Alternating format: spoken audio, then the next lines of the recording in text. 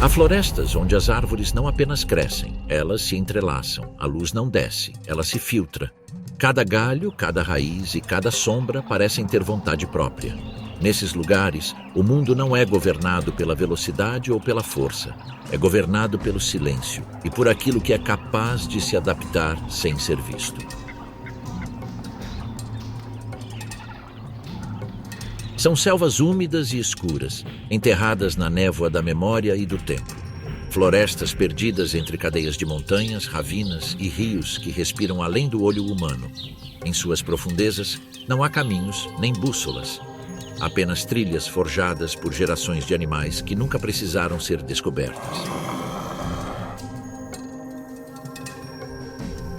Os invisíveis vivem lá. No solo alagado, exércitos de formigas avançam como máquinas vivas.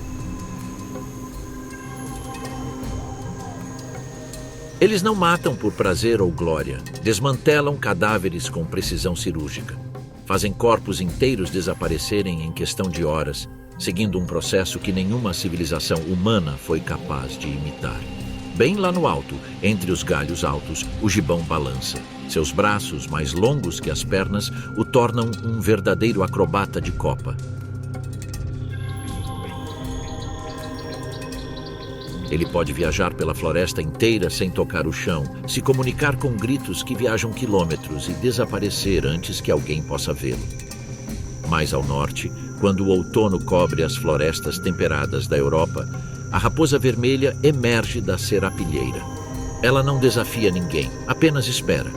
Segue os passos dos lobos, coletando o que eles deixam para trás e escondendo o que encontra. Não é predador nem vítima, é outra coisa. Algo que conhece as brechas do sistema e sabe como conviver com elas. E nas selvas do Novo Mundo, onde a vegetação sufoca a terra e a morte espreita na forma de cipós, insetos e lama, a onça se move como um sussurro. Ele não precisa correr, ele mata silenciosamente. E às vezes ele só espera que alguém faça isso por ele. Nenhum deles busca o confronto direto. Nenhum ruge para se impor. Neste mundo oculto, as vitórias são alcançadas nas sombras. Os protagonistas desta história não impõem sua força. Eles se adaptam. Eles esperam. Eles leem os sinais da floresta antes de dar um passo. Catadores, oportunistas, estrategistas. Eles sobrevivem onde outros falham, sem precisar lutar. Onde os raios de sol mal conseguem penetrar a folhagem, onde a umidade envolve tudo e cada raiz parece esconder uma armadilha, a floresta não se rende imediatamente. Você tem que aprender a ler. Você tem que saber esperar. Não há caminhos, apenas sombras, árvores como pilares de um templo antigo e um chão macio que absorve passos e segredos. A vida, neste canto da Ásia, está camuflada entre texturas, penas que imitam folhas, insetos que imitam cascas, predadores que se misturam à paisagem. Mas há alguém que não apenas habita essas escuridões, ele as domina. Ele não persegue, ele espreita, ele não corre, ele espera. E quando ele decide se mudar, já é tarde demais. Entre raízes e sombras, a Piton reticulada estende seu império sem fazer um único barulho. É um réptil que não precisa de veneno para matar, pois sua arma mais letal é o tempo. Com um corpo que pode ultrapassar 6 metros de comprimento e músculos capazes de envolver e quebrar um veado, essa cobra é o resultado de milhões de anos de evolução silenciosa. Sua pele, coberta por um padrão hipnótico de diamantes entrelaçados, não é um ornamento, é uma camuflagem absoluta. Entre lama, folhas e raízes, não há como vê-lo até que ele já seja parte de você. A Piton não improvisa. Ela observa, detecta calor, estuda padrões. Ela pode passar dias em um lugar, imóvel, esperando que algo cruze o limiar invisível do seu ataque. Então, num piscar de olhos silencioso, ele se lança com uma velocidade que desmente sua paciência. Assim que sua mandíbula se fecha, não há gritos, nenhuma luta prolongada. Apenas o enrolamento preciso, exato e letal. O sangue para de fluir. O corpo se rende. Não há explosão nem misericórdia. Há cálculo. Ao contrário de sua contraparte sul-americana, a sucuri, a Piton reticulada, não precisa de corpos d'água para se locomover com eficiência. Na selva asiática, seu domínio é terrestre. Ela pode escalar e nadar, mas seu verdadeiro reino está no chão, entre raízes úmidas e vegetação rasteira densa. Seus olhos, sem pálpebras, refletem a luz com um brilho opaco, como os de uma estátua esculpida em pedra antiga. Sua língua bifurcada coleta partículas do ar, traduzindo-as em sinais olfativos que a guiam. Mas para manter essa precisão, a Piton precisa se renovar periodicamente, trocando a pele desgastada que não serve mais para sua finalidade. Quando esse desgaste se torna visível, quando o corpo começa a ficar pesado, sem brilho, sem vida, então chega o momento inevitável. A muda, um ritual exclusivo dos répteis. Com movimentos lentos, ele começa a se desprender. Ela esfrega a cabeça na casca afiada, enrola-se nos galhos e deixa para trás uma pele inteira, como se emergisse do próprio passado. O que para outros seria uma ferida, para eles é renovação. Uma cobra se reconstruindo para continuar implacável. Esta não é a imagem da violência barulhenta, é a elegância do inevitável. Uma força que não precisa correr para alcançar. Com sua pele nova, fresca e brilhante, a cobra se mistura ainda melhor às sombras do solo úmido e das raízes retorcidas. Apenas um leve movimento do vento ou um farfalhar entre as folhas o denunciam. Paciente, imóvel, ele se torna parte da paisagem, mais um fragmento de lama e ervas daninhas. Ele não avança nem se aproxima rapidamente. Sua presa, um coelho nervoso e alerta, ignora a ameaça que se aproxima silenciosamente, sem perceber que a camuflagem renovada esconde um predador insaciável. O coelho se aproxima para beber água de uma poça quase invisível, com a guarda baixa, confiante na aparente calma do ambiente. Então, lentamente, mas com extrema precisão, a Piton começa a perseguir. Uma suave ondulação percorre seu corpo, que desliza num ritmo hipnótico, quase imperceptível, em direção ao ponto exato onde a vítima estará ao seu alcance. Com um movimento preciso, a Piton envolve o coelho, apertando-o com força crescente, envolvendo-o num abraço mortal do qual não há escapatória. O pequeno corpo luta por um momento, suas pernas tentam escapar, mas não há espaço, nem trégua. A pressão aumenta implacavelmente, até que nenhum músculo se move. Nesse silêncio absoluto, a Piton lentamente afrouxa o aperto, certa de que a vida desistiu. O momento do ataque não é uma explosão de violência, mas o fechamento silencioso de uma armadilha perfeita. Enquanto abaixo, entre a lama e as sombras, esta caçadora governa silenciosamente, bem acima de seu território, outro mundo completamente diferente se abre. Um mundo onde os galhos se cruzam como pontes flutuantes, onde a vida não toca o chão e onde a velocidade é medida em saltos, não em saltos. Não há estradas, apenas alturas. O gibão, um acrobata invisível, é um especialista absoluto em se movimentar onde ninguém mais consegue. Pertencente à família Hylobatidae, o gibão é um primata pequeno em comparação aos grandes macacos, seus parentes mais próximos. Mas o que perde em tamanho é compensado por uma capacidade surpreendente de adaptação. Cada característica de sua anatomia foi projetada para uma vida longe do solo. Seus braços extraordinariamente longos chegam a atingir 1 metro de comprimento, superando em muito o comprimento de suas pernas, uma proporção que nenhum outro primata possui em tal extensão. Seus ombros flexíveis permitem rotação completa, facilitando movimentos rápidos e precisos entre os galhos. Essa aparente desproporção tem um motivo. Em terra, o gibão é desajeitado e vulnerável. Mal consegue dar alguns passos eretos antes de ser forçado a parar, como se o chão lhe fosse completamente estranho. Mas assim que ele chega a um galho, seu corpo se transforma. Ele se move por braquiação, balançando de galho em galho com tanta agilidade que pode percorrer distâncias de até 5 metros por segundo, dando saltos de mais de 10 metros entre as árvores. Ele não corre, não sobe, ele voa alto. E raramente falha. Essa habilidade não é coincidência. Nesse ambiente, a evolução recompensou aqueles que melhor se adaptaram a viver em altitudes elevadas. Lá em cima, as frutas são mais abundantes, os predadores são escassos e as oportunidades são maiores. Indivíduos incapazes de se mover com rapidez ou precisão desapareceram há gerações. Mas aqueles que sobreviveram aperfeiçoaram essa arte. Mas não é só o seu corpo que se adapta a esse mundo vertical. Sua voz também faz parte da paisagem.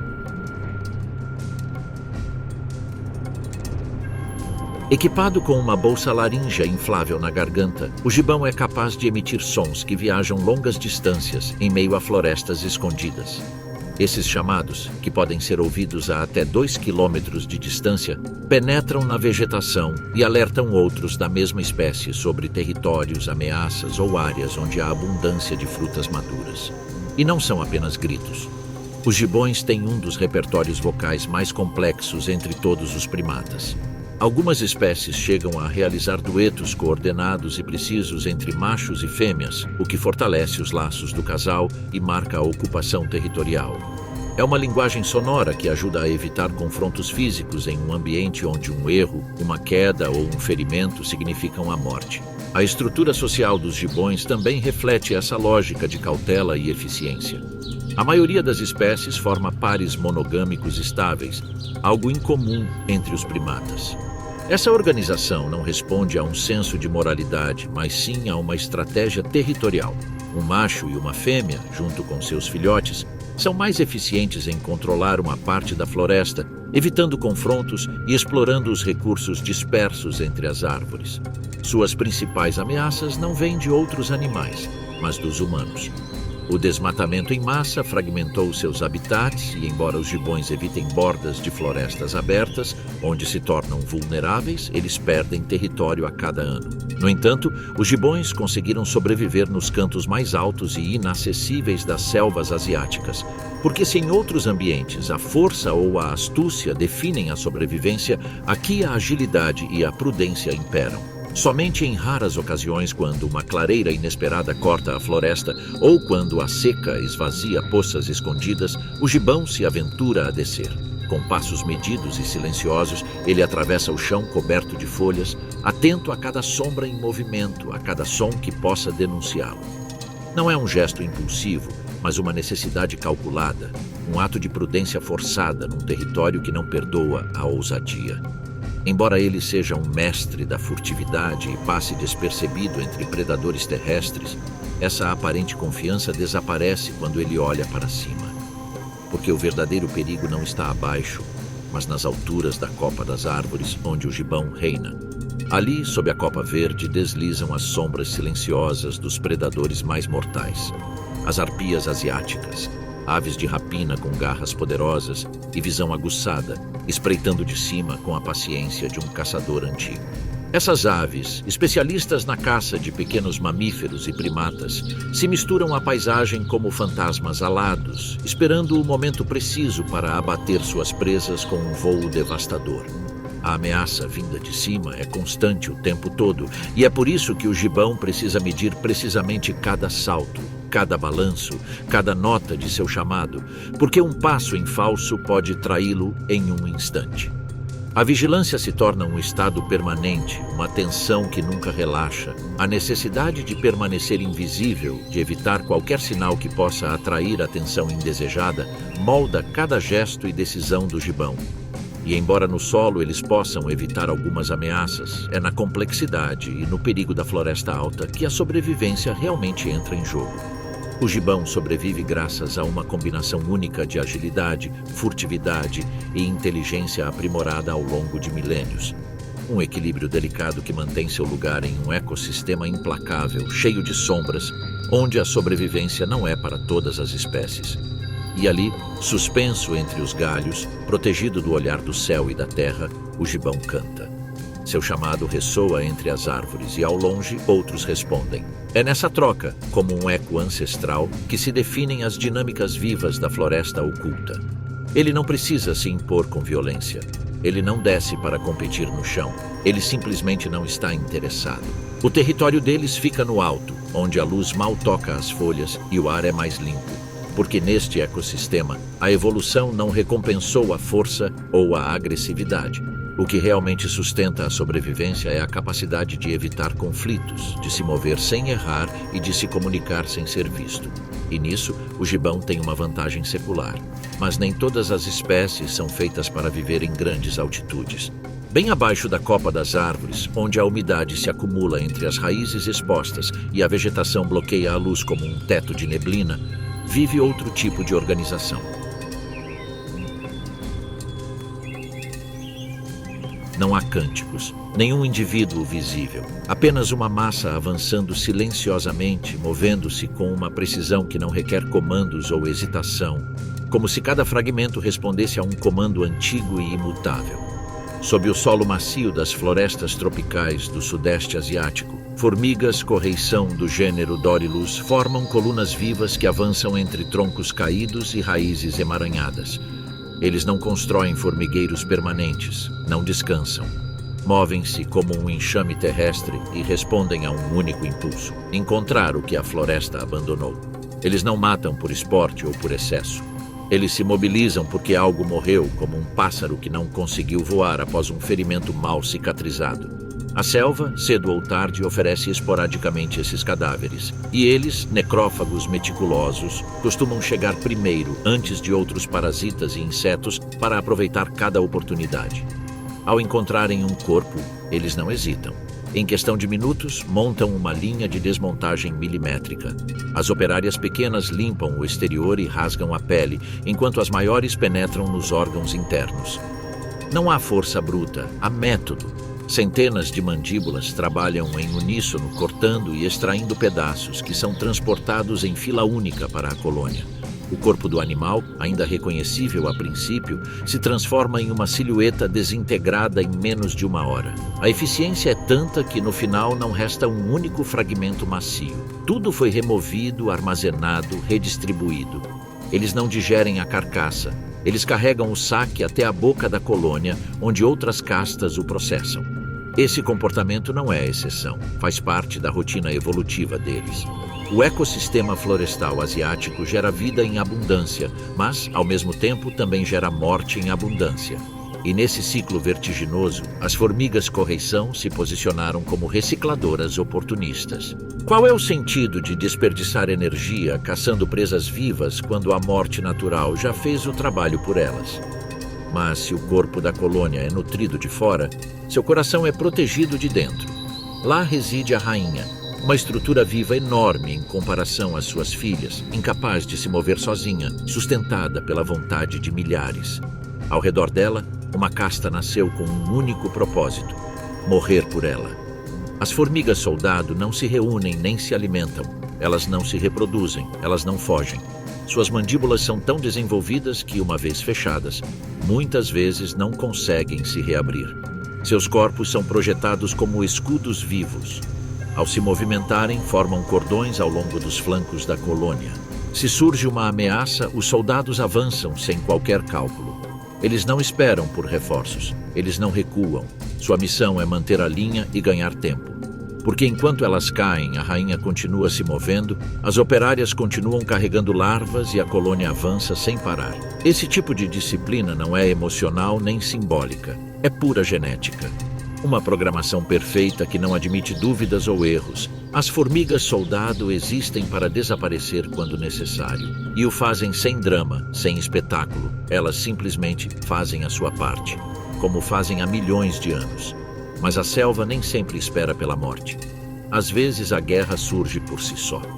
Colônias de Dorilus se cruzam nas bordas de seus territórios. O ar fica carregado de uma tensão invisível. Não há negociação. Apenas cálculo. Se o saque for suficiente, como uma poça de ovos de insetos, uma carcaça grande recém-descoberta ou um ninho de cupins, o ataque é decidido. Os trabalhadores menores iniciam o assédio, explorando as defesas rivais. Os soldados se alinham, formando uma frente de choque. Não há armas de longo alcance. Tudo acontece corpo a corpo, em combate silencioso, sem rugidos ou gritos, mas com a mesma intensidade de um confronto entre grandes felinos. As táticas são sempre múltiplas.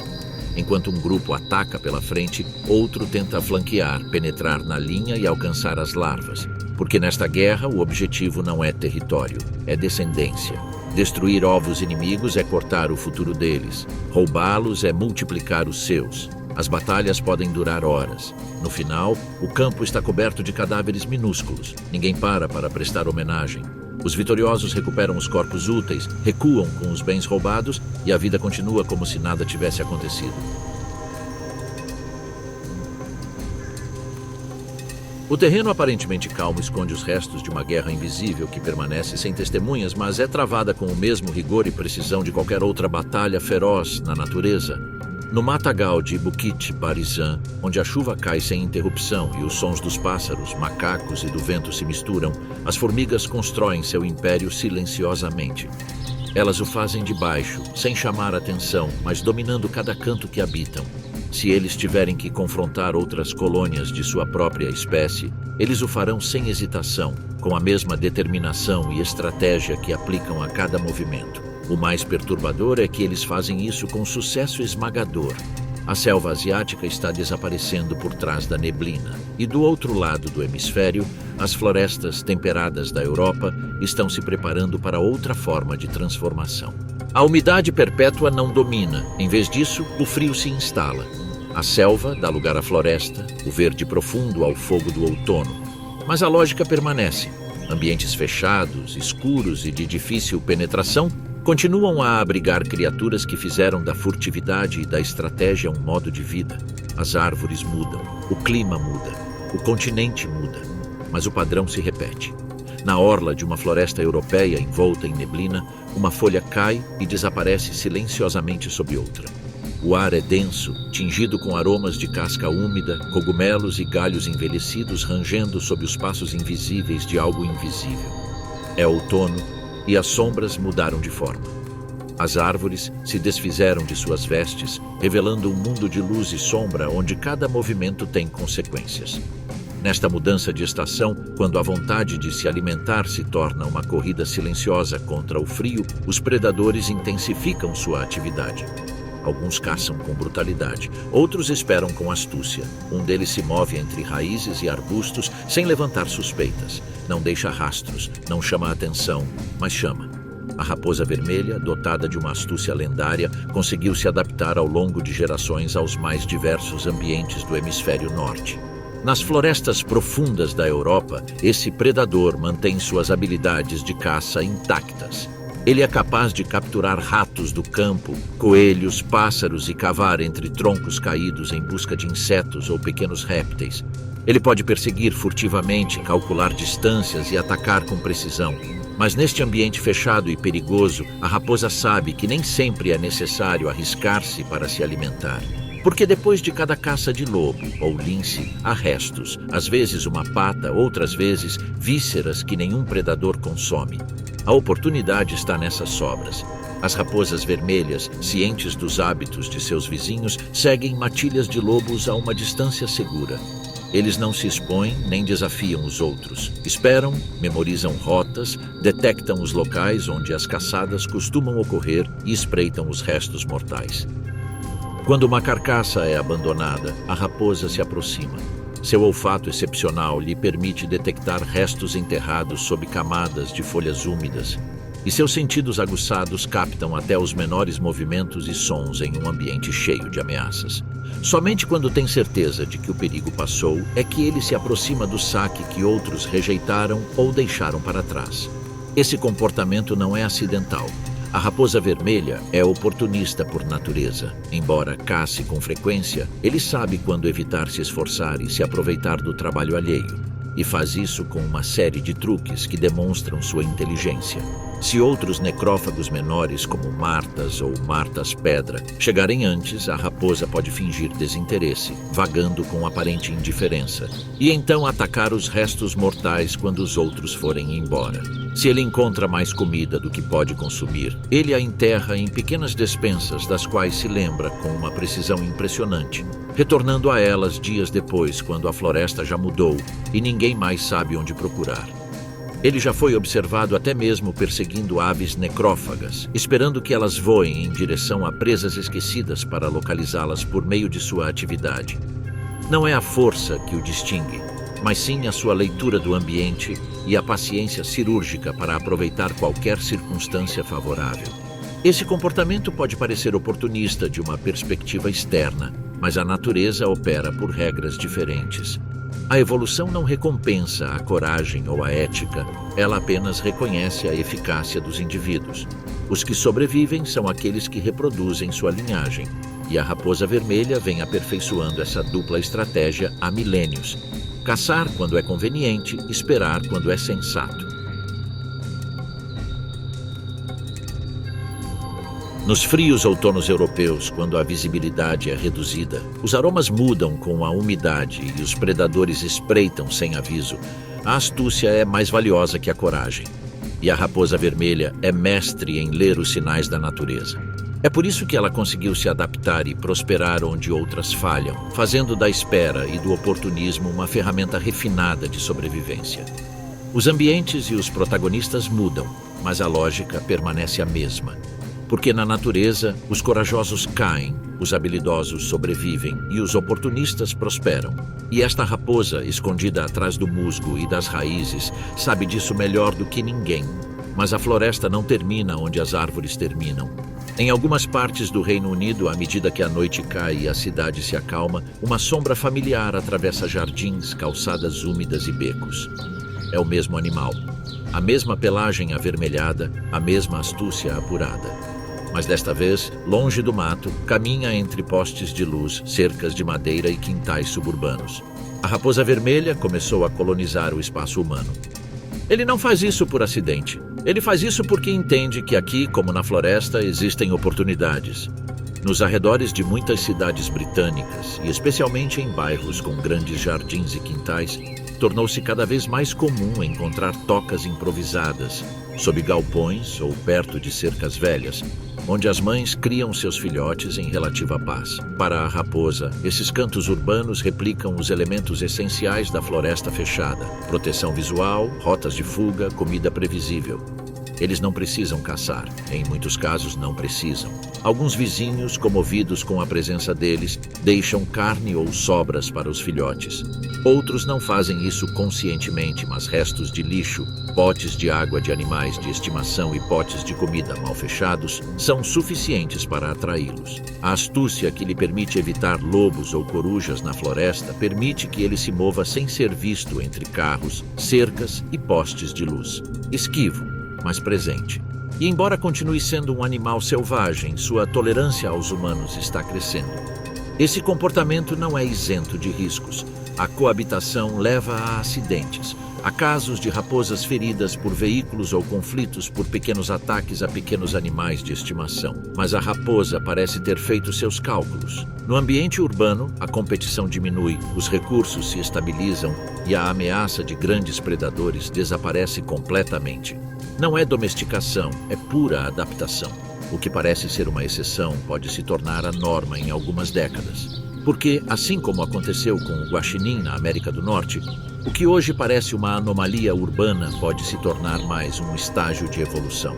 Uma nova versão da raposa vermelha, mais urbana, mais furtiva, menos hostil à presença humana, mais confortável entre tijolos e concreto do que entre raízes e arbustos. A floresta mudou, mas seus limites também. E entre os contornos confusos do selvagem e do doméstico, esta raposa oportunista retorna ao que faz de melhor: ler o terreno, antecipar e prosperar. Nem todos os competidores se enfrentam.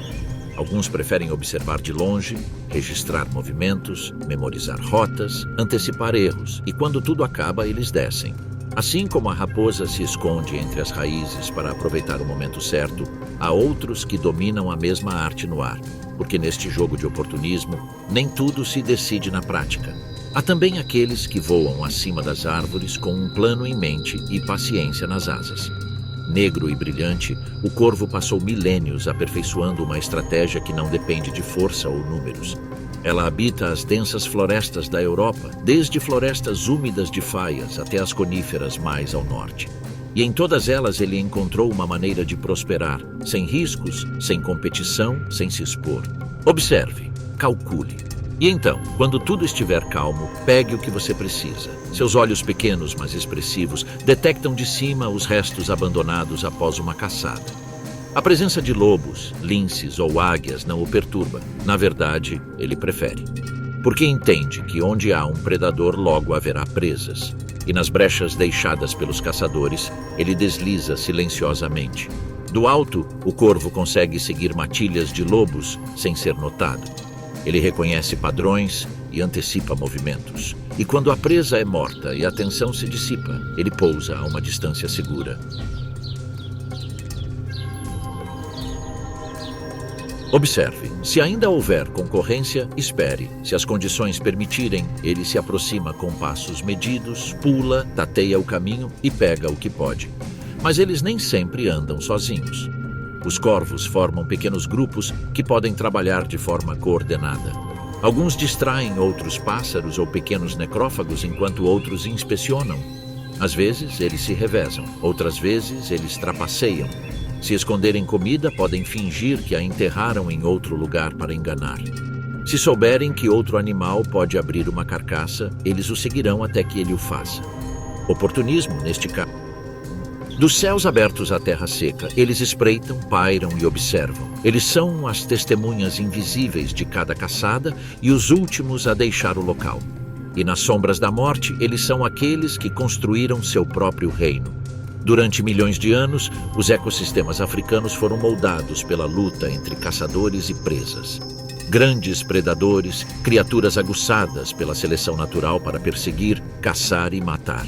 Mas nas sombras dessa perfeição, existem outros seres que escolheram outro caminho. Eles não são fracos, nem presas ou párias dessa ordem feroz. São oportunistas, animais plenamente capazes que escolheram não competir em igualdade de condições com os grandes caçadores e, em vez disso, tirar proveito das consequências de sua violência. E entre todos eles, há um que reina supremo nessa arte discreta, o abutre. Esta ave africana pertence a uma linhagem antiga e seus ancestrais, como tantos outros carnívoros primitivos, possuíam capacidades físicas para abater presas. Possuíam garras, bicos afiados e uma estrutura corporal robusta. Mas, com o tempo e diante da competição feroz de predadores maiores e mais agressivos, esses animais encontraram oportunidades naquilo que os outros desprezavam.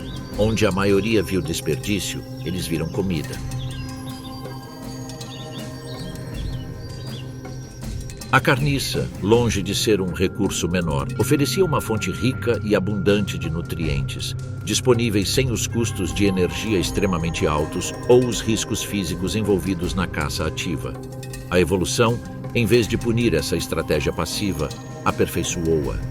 Os abutres não foram reduzidos a pequenos necrófagos marginais. Pelo contrário, seu tamanho aumentou, sua envergadura aumentou para permitir voos longos e sustentados sobre vastos territórios, e sua fisiologia se adaptou para processar materiais que seriam letais para quase qualquer outro animal.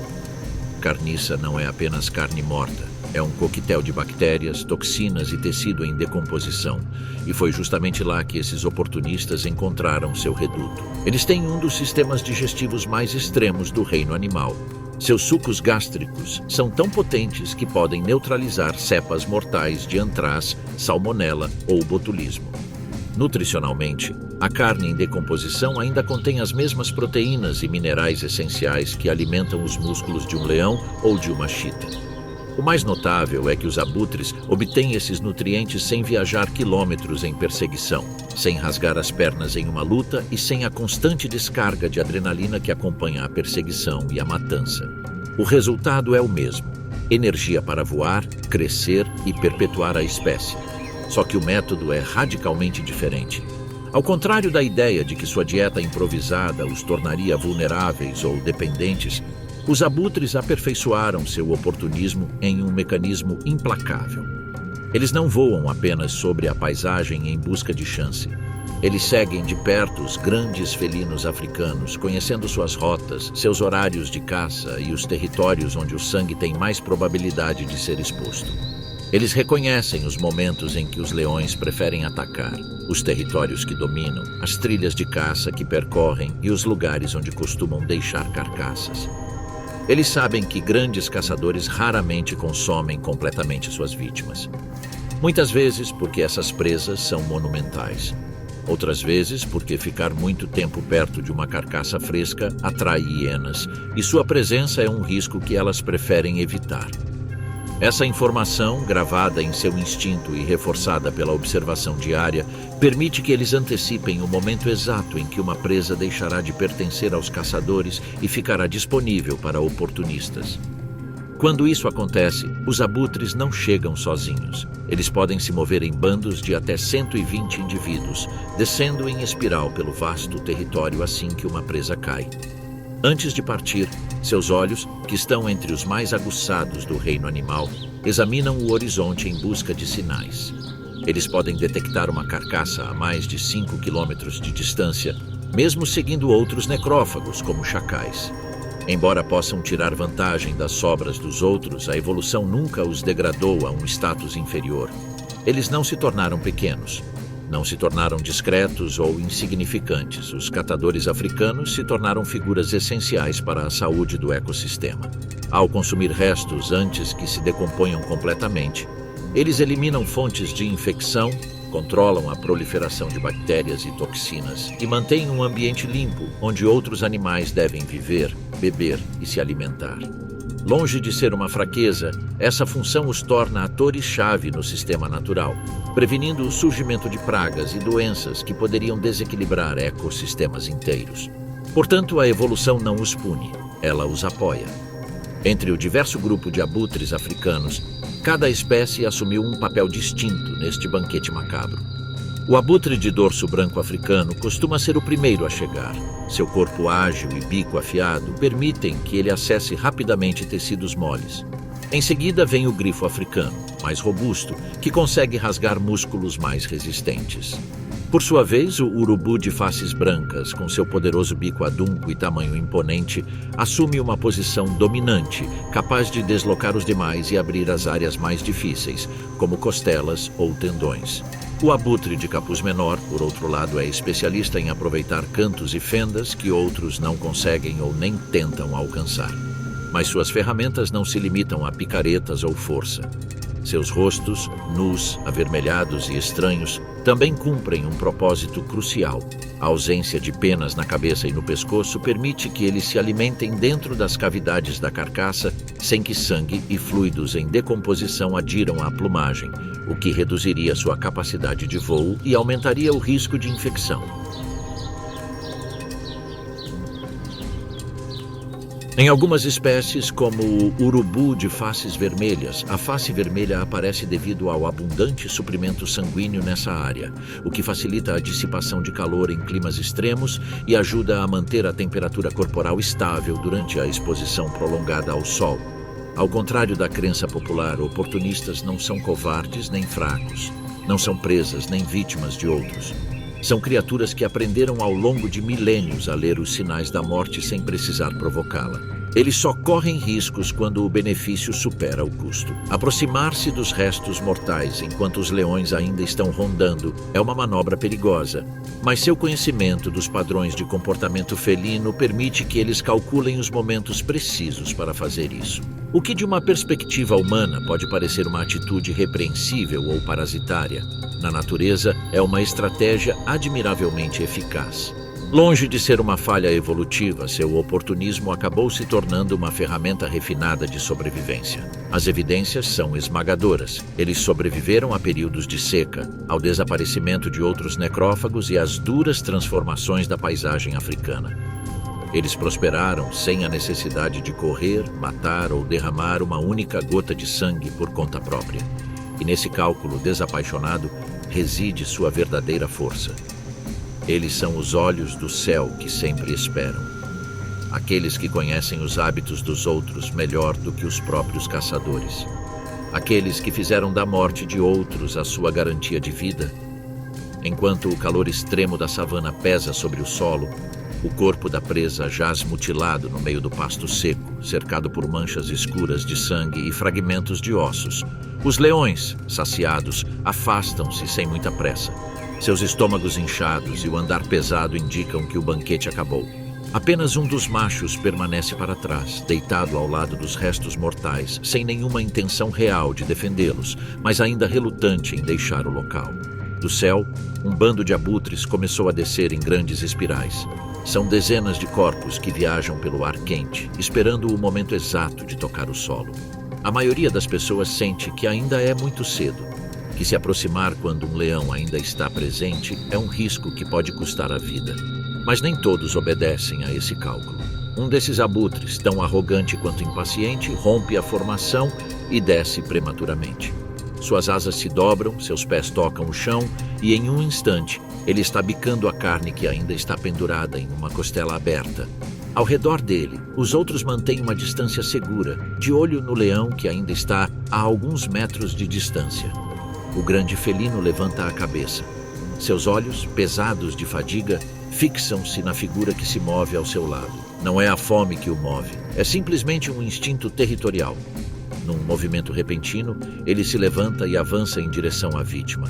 O abutre, imerso em sua tarefa, demora um instante a mais para escapar. Abre as asas, mas não consegue alçar voo. O golpe não o destrói, mal o atinge, joga-o para um lado e o pássaro cai violentamente no chão. O leão se aproxima, empurra-o com a pata, examina-o com um olhar sem real interesse. Ele não está ferido, mas parece morto. Não há sangue nem luta. O pássaro fica ali como se sua vida tivesse se extinguido naquele instante. Para o leão, que não tem mais fome nem necessidade de matar, basta. Ele se afasta. Atrás deles, outros abutres aproveitam a distração. Descem em grupo, cercam os restos mortais e começam a se alimentar. Alguns abrem suas asas, outros avançam cautelosamente. O leão, irritado, vira-se para encará-los e inicia uma curta corrida para dispersá-los. E é aí que acontece. O urubu, que parecia morto, tenso e rígido, não perdeu tempo. Levantou-se e voou para longe, afastando-se do local em segundos. Esse recurso, fingir-se de morto diante de uma ameaça maior, faz parte do repertório defensivo de muitas aves necrófagas. Não porque sintam que suas vidas serão poupadas, mas porque na savana, fingir a morte é muitas vezes preferível a uma fuga impossível. Além disso, um necrófago morto raramente desperta o interesse de um predador saciado. Carne de abutre, saturada de toxinas bacterianas e de sabor picante, é um alimento que quase nenhum caçador deseja. A cena se dissolve quando os leões finalmente se afastam, e os abutres, agora ilesos, cobrem completamente a carcaça. O oportunismo retorna ao seu lugar natural, mas não sem lembrar que mesmo em sua cautela, em seu cálculo aparentemente perfeito, há sempre uma linha tênue entre o benefício e o risco. Uma situação crítica, onde o oportunismo expõe seus riscos e revela uma adaptação inesperada. Na natureza, cada movimento envolve um risco calculado e nenhuma estratégia é isenta de consequências. Lá, oportunismo e astúcia coexistem com a força bruta, numa dança constante pela sobrevivência. Neste cenário, as hienas malhadas participam ativamente e dominam com regras de ferro e ordem implacável. Eles sabem melhor do que ninguém como governar um mundo onde a força e a astúcia definem o direito de existir. A estrutura matriarcal de seu clã não permite hesitação. As fêmeas dominantes impõem suas leis, e seus descendentes herdam esse privilégio sem questionar. Mas nas sombras dessa ordem imposta, alianças são secretamente forjadas. Os subordinados não aspiram à liberdade. Sua ambição é desalojar os que estão no topo. Eles não estão tentando desmantelar a hierarquia, mas sim substituí-la por outra, com eles no comando. O ressentimento é uma linguagem silenciosa, compartilhada em olhares furtivos e nos momentos de maior fome, quando os corpos enfraquecidos de um clã em crise se tornam alvos de seus próprios companheiros. Neste ambiente, a igualdade não é buscada como redenção. É um ajuste violento que arrasta os fortes para o pântano comum da sobrevivência, como se, no fundo, aquilo que não pode ser alcançado devesse ser destruído. Nessa paisagem desolada, a hiena malhada não conhece ideais, mas inconscientemente incorpora aquela antiga inclinação de preferir a igualdade na miséria em vez de aceitar a desigualdade a céu aberto. Além dessas tensões latentes, a caça exige sua própria ordem. Ao cair da noite, o clã se mobiliza. Não há fugas desesperadas nem ataques desordenados. As hienas avançam em formação dispersa, flanqueando suas presas em um círculo cada vez menor, sem despertar suspeitas. Os indivíduos mais jovens, guiados por fêmeas veteranas, avançam para desorientar, forçando os herbívoros a se dispersarem. Cada movimento tem um propósito, isolar o retardatário, quebrar o ritmo do grupo e encurralar a peça mais fraca em um beco sem saída. O ataque é consumado em uma sucessão de golpes, investidas e mordidas, nos quais a eficácia supera a ferocidade. Não há glória nesse ato, apenas a fria urgência de se alimentar mais um dia. Ao amanhecer, os ossos branqueados serão testemunhas silenciosas de uma noite em que a astúcia coletiva prevaleceu mais uma vez sobre a força solitária. Nessas terras, hienas malhadas e leões não compartilham nada além do silêncio da noite e do cheiro persistente de sangue. Cada encontro entre eles é uma negociação selvagem, onde a força bruta e a astúcia coletiva testam seus limites. Um rastro de carne fresca flutua no ar, um sinal claro de que os leões caçaram. Na escuridão, as hienas se aproximam. Não são recebidos com violência imediata, mas também não são recebidos com indiferença. Eles espreitam a distância, calculando. Eles não apressam as coisas. Entendem perfeitamente que a impaciência se paga com a morte. O primeiro grupo é pouco visível, avançando em arcos abertos. Um rosnado baixo, um estalo de mandíbulas e as sombras se multiplicam. Aos poucos, as hienas estão ganhando terreno, ultrapassando os limites invisíveis da vigilância felina. Não há ataque frontal, apenas um cerco constante que esgota e desorienta. Os leões guardam o saque, mas cada minuto que passa desequilibra a balança. Com os números a seu favor, as hienas redobram a pressão. Eles se aproximam da cerca, quebrando a união dos felinos, separando os mais novos, distraindo os mais cansados. Os leões dão alguns passos para trás, apenas o suficiente para as hienas ocuparem o espaço. Quando chega o momento, não há explosão de violência, mas uma retirada curta e inevitável. Os leões simplesmente recuam, e as hienas atacam os restos mortais com uma urgência silenciosa. Eles não comemoram. Não há orgulho nesse triunfo, apenas a certeza de ter resistido o suficiente. Ao amanhecer, restarão apenas fragmentos espalhados e um cheiro rançoso impregnado na terra. Aqui, onde nenhum poder é eterno, as hienas impuseram sua vontade, não pela força, mas pela persistência.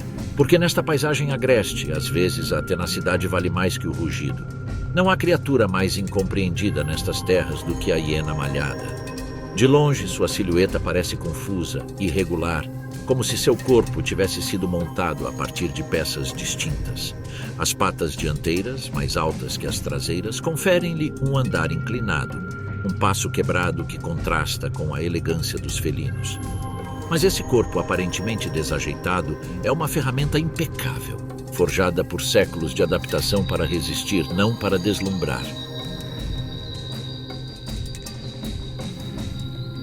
No interior, as hienas contêm máquinas projetadas para suportar o que outras não conseguiriam. Suas mandíbulas exercem uma pressão capaz de esmagar ossos, quebrar crânios e partir vértebras com uma facilidade que até grandes felinos invejariam. Seus estômagos digerem medula, tendões, pele bronzeada e cartilagem sem dificuldade. Enquanto outros carnívoros comem apenas a carne, as hienas aproveitam tudo. Não como um sinal de miséria, mas como uma estratégia de sobrevivência em um ambiente onde nenhum recurso pode ser considerado garantido. Eles não têm vergonha da fama, eles a personificam. São catadores por natureza e consideram as sobras não uma humilhação, mas uma vantagem evolutiva. Mas quando as circunstâncias exigem, eles também caçam com uma eficiência que desmente qualquer noção de fraqueza. Eles fazem isso com mais frequência em grupos, usando uma tática que raramente falha: assediar, dispersar, quebrar as defesas de suas vítimas e esgotar sua resistência. Cada indivíduo conhece seu papel, cada movimento responde a uma lógica invisível que só ele entende. A caça à hiena não envolve a velocidade brutal de uma chita ou a emboscada letal de um leão. É um esforço coletivo, onde a rede se fecha lenta e perfeitamente. O que soa como um riso sinistro para o ouvido humano é, para eles, uma linguagem altamente refinada. Essa risada entrecortada comunica amplitude, urgência, frustração ou descoberta. Um tom agudo e repetitivo sinaliza uma oportunidade que se aproxima. Um rosnado profundo e espaçado impõe respeito. Mesmo na noite mais escura, sem se verem, as hienas criam um mapa auditivo que lhes permite saber quem está ali, onde estão e quais são suas intenções. O aparente caos de seus sons é, na realidade, uma sinfonia de avisos e estratégias. Mas há um ritual que escapa a todo entendimento: a saudação. Sempre que duas hienas se encontram, elas se aproximam cautelosamente e cheiram a região genital uma da outra. É um ato breve, meticuloso e essencial. Ali se define a hierarquia. Detectam-se velhas cicatrizes, percebe-se o cheiro do zelo ou do cansaço. Não importa se eles estão separados há alguns minutos ou vários dias. Esse contato decide quem avança, quem cede, quem espera. O que seria grotesco para outras espécies é um protocolo infalível para elas. A organização social das hienas malhadas é uma das mais rígidas do reino animal. As fêmeas governam com severidade e os descendentes de fêmeas dominantes nascem com um privilégio hereditário que os machos jamais podem desafiar. Dentro dessa estrutura implacável, os subordinados sabem esperar, não por resignação, mas porque entendem que o tempo e a oportunidade são seus melhores aliados. E talvez a coisa mais desconcertante para qualquer um que tente medi-los pelos padrões de outros predadores seja sua absoluta indiferença à grandeza. As hienas jamais alcançarão o esplendor simbólico dos leões, nem a destreza dos leopardos. Mas também não buscam isso. A sua é uma existência discreta e persistente, feita de cercos noturnos, ossos quebrados e vitórias inglórias. Eles não desejam o trono porque sabem que nessas terras os reis caem, mas aqueles que resistem permanecem. Portanto, quando os leões abandonam uma presa meio comida, são as hienas que a reivindicam. Eles não avançam despreocupadamente. Eles cercam, avaliam, corroem a vontade daqueles que ainda assistem. E quando os números e a noite jogam a seu favor, eles ocupam o lugar que os outros deixam. Não é conquista nem humilhação. É uma forma de escrever sobre sua permanência. O que para alguns é uma vida miserável, para eles é uma forma de governo sem nome, uma estratégia discreta que funciona há gerações. Em uma terra onde tudo muda e ninguém domina por muito tempo, as hienas malhadas escolheram não se destacar, mas perseverar. E quando a última luz do dia recua e os sons da noite ficam tensos, aquela risada quebrada e persistente enche o ar novamente. Não é uma piada, é um aviso, um sinal de que eles ainda estão lá, esperando. Como sempre, o corpo de uma hiena malhada é uma ferramenta feita para durar. Cada músculo e osso tem uma função que vai além da aparência. Sob essa pele desgastada pela poeira e feridas, existe uma máquina projetada para sobreviver onde outras falham. Suas mandíbulas não são feitas para a mordida letal de um felino, mas para algo mais áspero e primitivo: esmagar. Quando se fecham sobre um osso, a pressão excede facilmente aquela que qualquer outro carnívoro africano pode exercer. Os músculos que controlam esse gesto, tensos e fibrosos, estão ancorados em um crânio robusto, projetado para suportar tensão extrema sem quebrar. É uma força despretensiosa, brutal e precisa. E por trás dessas mandíbulas, o pescoço de uma hiena segura confortavelmente presas com o dobro do seu peso, sacudindo cadáveres ou desmembrando restos endurecidos pelo calor.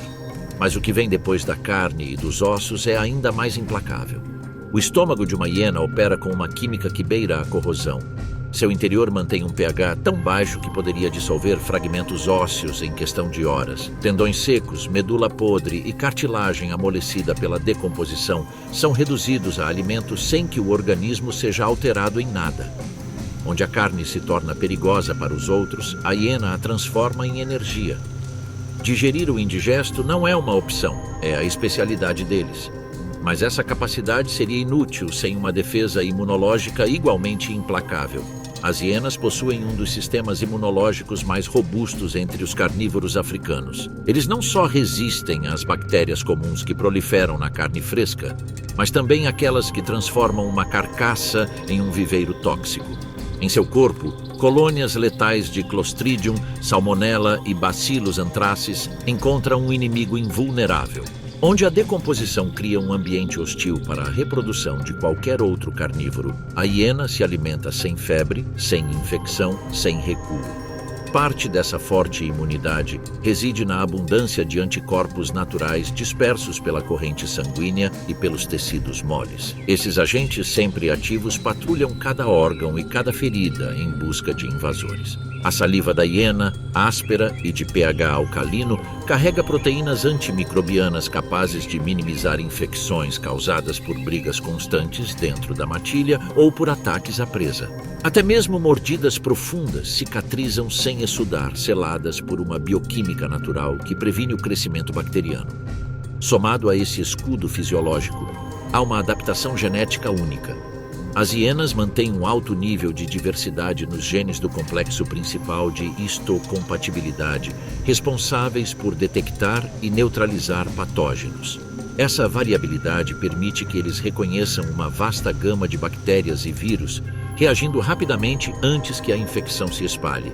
É uma vantagem invisível que protege não só o indivíduo, mas toda a estrutura social do clã, que coexiste, confronta e se alimenta em contato constante com os mesmos restos contaminados. Esse talento para consumir a carniça mais antiga e contaminada seria letal para qualquer outro carnívoro. Aqui, sob o calor implacável da savana, um cadáver se decompõe em poucas horas. O sangue engrossa, a carne fermenta e bactérias mortais se multiplicam a uma velocidade invisível. Mas no corpo de uma hiena, essa ameaça não tem lugar. O que representa a morte para os outros é, para eles, uma oportunidade irrestrita. Mesmo feridas abertas, comuns em espécies que atacam umas às outras em busca de alimento e domínio, raramente infeccionam. Esses espécimes suportam cortes profundos, mordidas e rasgos sem mostrar sinais de febre ou sepse. As defesas naturais circulam em seus tecidos, minimizando o risco de infecção, permitindo que eles continuem caçando, comendo e lutando sem enfraquecer. É um corpo feito para resistir, mesmo quando a carne dos outros já se rendeu à decomposição. Em um nível invisível, sua genética preserva uma variedade excepcional nos genes que regulam as defesas imunológicas. Esse repertório diversificado permite que eles enfrentem uma série de doenças que exterminariam outras espécies. Onde outros caem, as hienas permanecem. E assim, o que para alguns parece uma vida miserável, feita de restos e carniça, é na verdade uma estratégia refinada. Porque enquanto a carne fresca é escassa e os reis do dia se refugiam no abrigo das sombras, eles vagam pelas margens, devorando o que ninguém mais pode tocar. Não por desespero, mas porque seu corpo, forjado por séculos de seleção implacável, pode proporcionar essa vantagem. Ao amanhecer, quando as carcaças são reduzidas a ossos esbranquiçados, seus excrementos, duros e pálidos devido ao excesso de cálcio, permanecem como sinal de digestão completa. É um testemunho silencioso de sua capacidade de extrair cada fibra de uma presa. Nessas terras, o poder visível é celebrado na corrida rápida de uma chita ou no rugido de um leão. Mas a verdadeira força nem sempre é evidente. Às vezes ela reside naquilo que persiste mesmo com o passar do tempo. E nenhuma criatura persiste como a hiena malhada. Mas essa resiliência não é uma curiosidade isolada. É a base sobre a qual a espécie construiu sua sobrevivência em um dos ambientes mais hostis do planeta. A combinação de força da mandíbula, digestão implacável e imunidade inabalável não apenas lhes permite consumir vísceras, também lhes garante um lugar onde outros desapareceram.